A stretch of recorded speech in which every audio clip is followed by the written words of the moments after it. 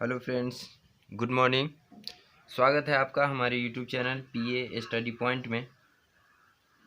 अभी जो हम आपको बताएंगे वो क्लास 10th का चैप्टर नंबर फर्स्ट है, वास्तविक संख्या और प्रश्नावली 1.3। तो इसमें जो पहला क्वेश्चन है कि सिद्ध कीजिए कि √5 एक अपरिमेय संख्या है। इसको साबित कर रहा है √5 को कि यह एक अपरिमेय संख्या है। तो चलिए इसका सॉल्यूशन करते हैं। यदि संभव हो तो मान ले कि √5 एक परिमेय संख्या है। इसमें साबित हमको अपरिमेय करना है, लेकिन हम यहाँ पर परिमेय मान लिए। चूंकि ये √5 इसका मान 2 के स्क्वायर से बड़ा होगा और 3 के स्क्वायर से छोटा होगा। अतः सही बात है, 5 का मान 4 से बड़ा होगा और 3 के स्क्वायर यानी 9 से छोटा होगा। तो अतः √5 का मान 2 और 3 के बीच होगा।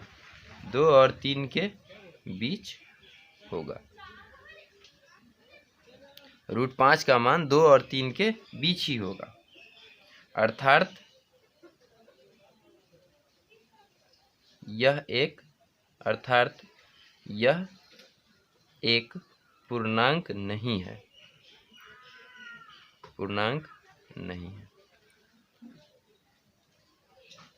2 और 3 के बीच जब इसका मान होगा तो 2 और 3 के बीच कोई पूर्णांक तो नहीं आएगा, तो अतः अर्थात यह एक पूर्णांक नहीं है।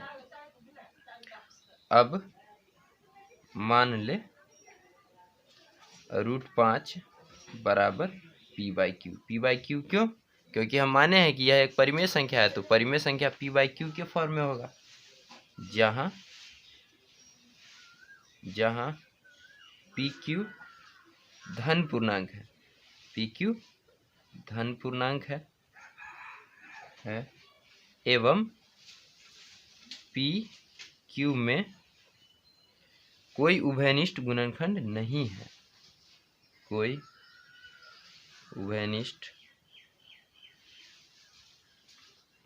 गुणनखंड नहीं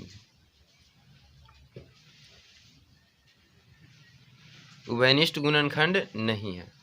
निष्ठ गुणनखंड नहीं है कहने का मतलब होगा कि p और q एक दूसरे से कटने वाला नहीं है।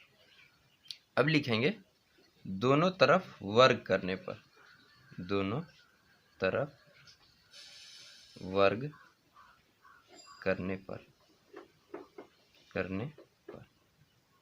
तो √5 का वर्ग बराबर p/q का वर्ग। तो √5 का वर्ग 5 होगा और इधर p² बट्टे q²। तो ये 5 बराबर p² बट्टे q इंटू q। तो एक q को हम इधर लाते हैं तो 5q और उधर हो जाएगा p² बट्टे q। तो अब हम इसको समीकरण फर्स्ट मान लेंगे। अब यहाँ पर लैंग्वेज समझिए। चूंकि PQ में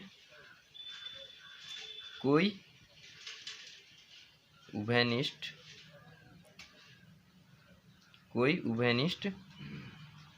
यहाँ आते हैं गुणनखंड नहीं है।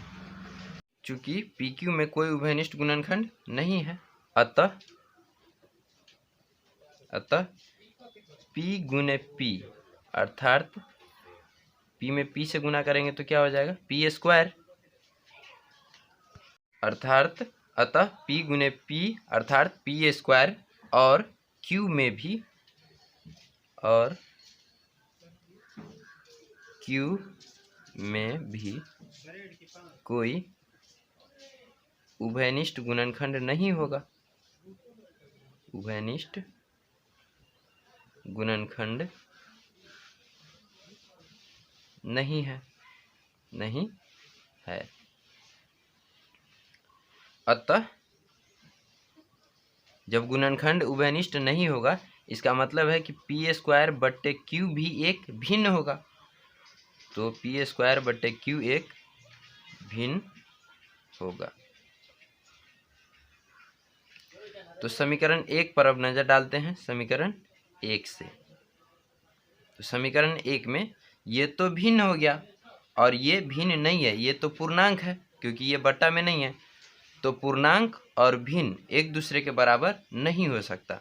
समीकरण 1 से यहाँ पर लिखेंगे पूर्णांक बराबर भिन्न, पूर्णांक बराबर भिन्न, जो असंभव है, जो असंभव है। अतः हमारी मान्यता गलत हुई, मान्यता गलत हुई। हमारी मान्यता मतलब हम जो माने थे वो गलत हुआ। तो हम क्या माने थे कि √5 एक परिमेय संख्या है, ये तो गलत हो गया। अतः √5 एक अपरिमेय संख्या होगा, अपरिमेय संख्या होगा। अब आगे क्वेश्चन नंबर 2।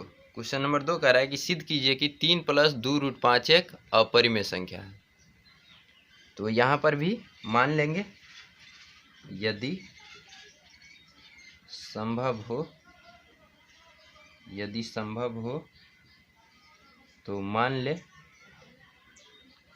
ले कि 3 + 2 √5 एक परिमेय संख्या, परिमेय संख्या है। तो जब परिमेय है तो इसको p/q के रूप में लिखेंगे। तो 3 + 2 √5 बराबर p/q, जहाँ p और q पूर्णांक है, पूर्णांक है, एवं pq में कोई उभयनिष्ठ गुणनखंड नहीं है, गुणनखंड नहीं। तो अब ये 2 √5 को रखेंगे और p/q और +3 को दाएं ले जाएंगे तो -3। तो 2 √5, यहाँ पर 2 को यहाँ से दाएं तरफ ले जाएंगे तो √5 बराबर, तो ये p/q -3 और दाएं तरफ जाने के बाद 1/2 हो जाएगा। ये 2 दाएं तरफ ले जाएंगे तो 1/2। तो √5 बराबर, अब 1/2 से इस दोनों में गुना करेंगे तो ये हो जाएगा p/2q और -3 में गुना करेंगे तो 3/2। ये आपका समीकरण फर्स्ट। तो यहाँ पर लिखेंगे चूंकि p एवं q पूर्णांक है, पूर्णांक है। जब p एवं q पूर्णांक होगा तो p/2q और -3/2 एक परिमेय संख्या होगा। जब यहाँ पर p और q पूर्णांक होगा तो ये टोटल क्या हो जाएगा, एक परिमेय संख्या, एक परिमेय संख्या है।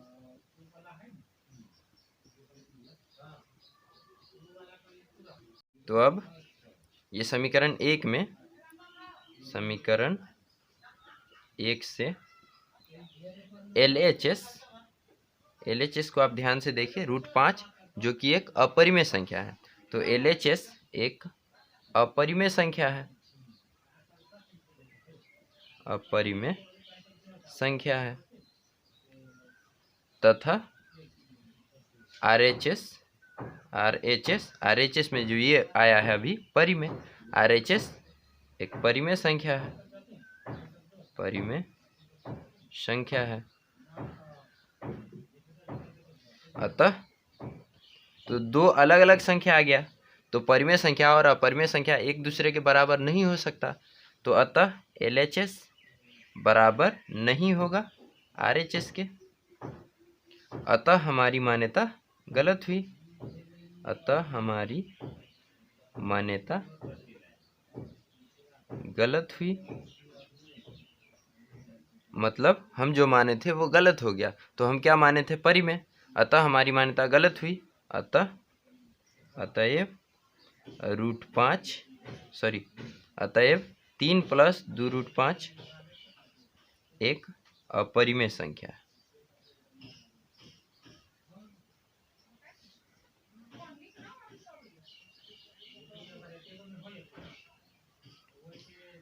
तो अब आगे क्वेश्चन नंबर 3।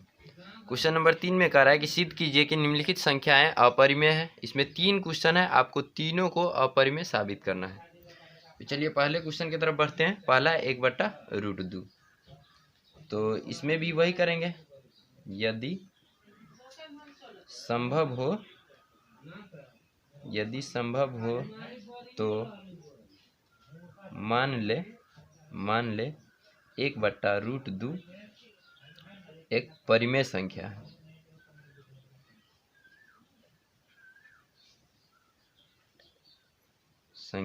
है। हमको साबित अपरिमेय करना है, लेकिन हम मानते हैं परिमेय। तो 1/√2 के बराबर क्या होगा? P/Q, क्योंकि हम इसको परिमेय माने थे और परिमेय संख्या P/Q के रूप में होता है। यहाँ पर लिखेंगे जहाँ P एवं Q पूर्णांक है, P एवं Q पूर्णांक है तथा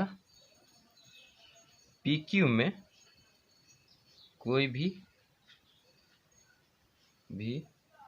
उभयनिष्ठ गुणनखंड नहीं है, उभयनिष्ठ गुणनखंड नहीं।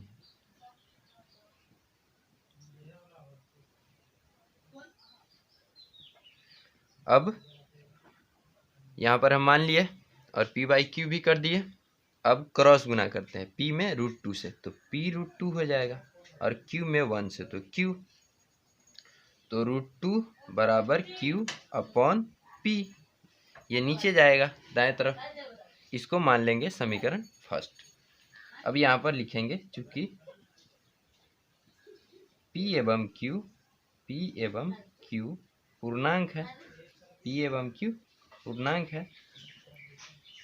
जब पूर्णांक होगा P एवं Q, तो इसका मतलब ये परिमेय संख्या हुआ, तो Q/P, इसीलिए Q/P एक परिमेय संख्या है,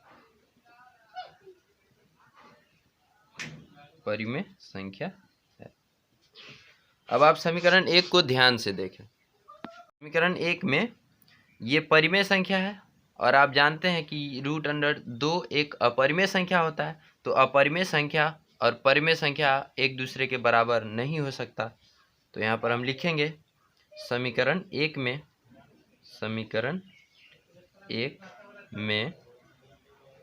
LHS बाएं तरफ वाला एक अपरिमेय संख्या है,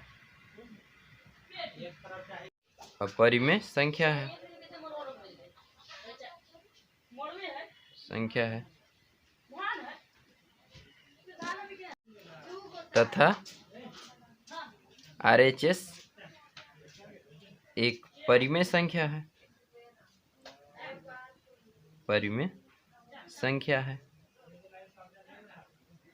अतः LHS is not equal to RHS। LHS RHS के बराबर नहीं हुआ, अतः हमारी मान्यता गलत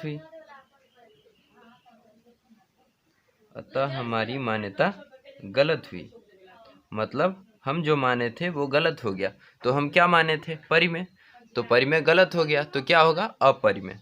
अतएव 1/√2 एक अपरिमेय संख्या। अपरिमेय संख्या है। That is answer. आते हैं 3 का 2। तो इसको भी अपरिमेय साबित करना है, तो वही करेंगे। यदि संभव हो तो मान ले कि 7√5 एक परिमेय संख्या है।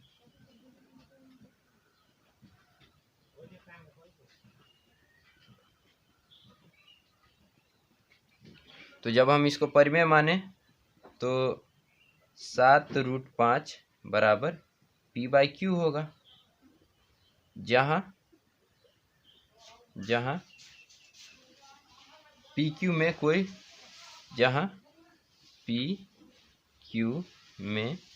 कोई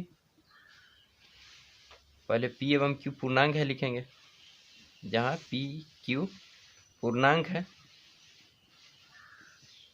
है तथा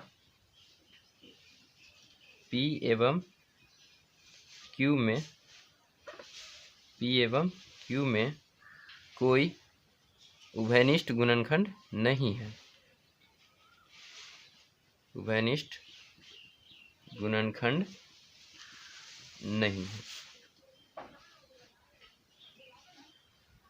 तो अब यहाँ पर हम 7 को यहाँ से दाएं तरफ ले जाएंगे। √5 = p/, और ये 7 से q में मल्टीप्लाई होगा तो 7q हो जाएगा। इसको मान लेंगे समीकरण फर्स्ट।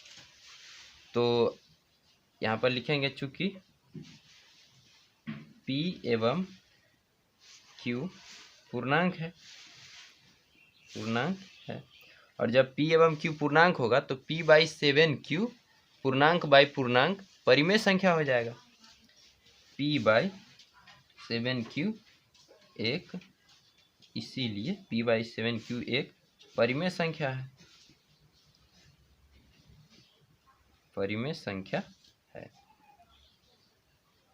तो यहाँ पर लिखेंगे समीकरण 1 में। तो समीकरण 1 में क्या है कि ये तो परिमेय संख्या आ गया, और ये आप जानते हैं कि ये अपरिमेय संख्या है। तो अपरिमेय संख्या परिमेय संख्या के बराबर नहीं हो सकता, यहाँ पर विरोधाभास हो गया। समीकरण 1 में LHS एक अपरिमेय संख्या है,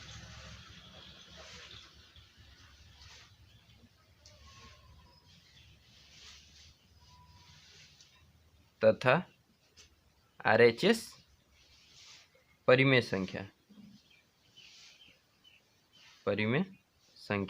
है। तो दोनों दो तरह का संख्या हो गया। तो LHS बराबर नहीं होगा किसके? RHS के। अतः LHS बराबर नहीं है RHS के, अतः हमारी मान्यता गलत हुई।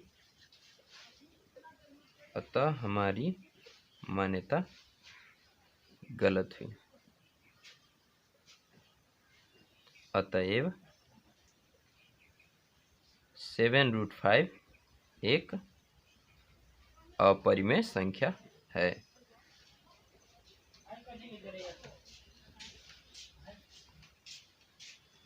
तो अब आगे आते हैं क्वेश्चन नंबर 3 का 3। यहाँ पर 6 + √2 को अपरिमेय संख्या साबित करना है। तो वही करेंगे। यदि संभव हो तो मान ले कि 6 + √2 एक परिमेय संख्या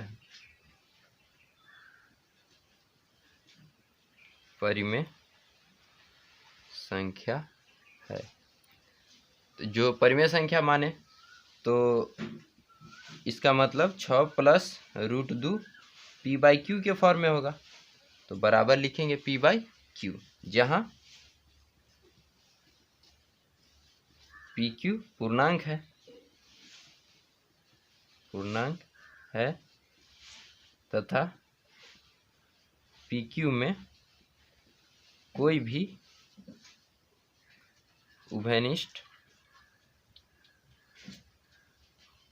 गुणनखंड नहीं है।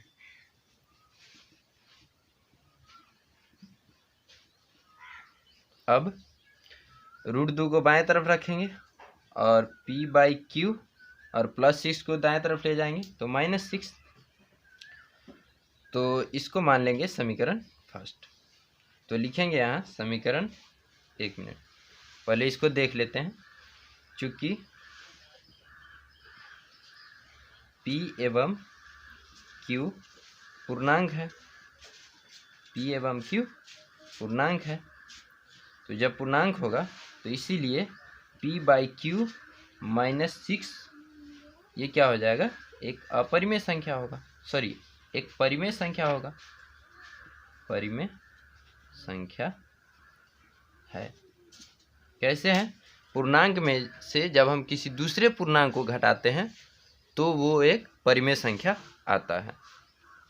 तो यहाँ पर लिखेंगे भाषा समीकरण 1 में, समीकरण 1 में LHS में क्या है, √2, और √2 आप जानते हैं अपरिमेय संख्या है। LHS एक अपरिमेय संख्या है।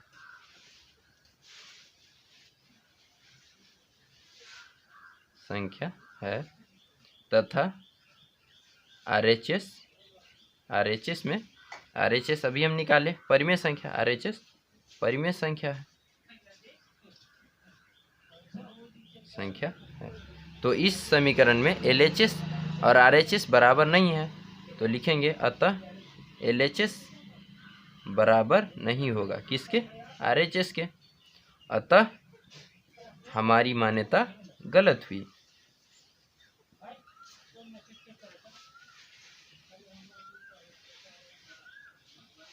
अतः हमारी मान्यता गलत हुई, मतलब हम जो माने थे वो गलत हो गया। क्या माने थे, परिमेय, अब वो गलत हो गया तो क्या होगा, अपरिमेय होगा। अतएव 6 + √2 एक अपरिमेय संख्या है। That is answer.